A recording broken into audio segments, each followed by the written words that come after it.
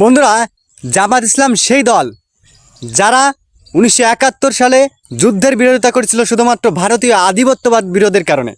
ভারত যাতে বাংলাদেশে আধিপত্যবাদ বিস্তার করতে না পারে সেজন্যই তারা 1971 সালে স্বাধীনতার বিরোধিতা করেছিল, যুদ্ধের বিরোধিতা করেছিল।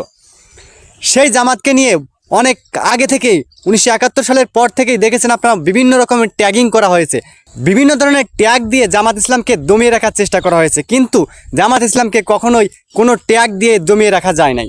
24-এর স্বাধীন বাংলাদেশে যখন জামাত ইসলাম স্বাধীনভাবে তাদের প্রচারণা করছে, যখন জামাত ইসলাম একটি সরকার গঠনের স্বপ্ন দেখছে, তখন ভারত এবং তাদের দোসররা নতুন ষড়যন্ত্র শুরু করছে। বন্ধুরা, আপনারা জানেন কিছুদিন আগে জামাত ইসলামের আমির ভারতের রয়টার্সকে একটি বক্তব্য দিয়েছিল, একটি সাক্ষাৎকার দিয়েছিল, সেটি ভুলভাবে উপস্থাপন করা হয়েছে। ভারতের অনুরোধে সেটি সামনে আনা হয়নি, সেটি প্রকাশ করা হয়নি।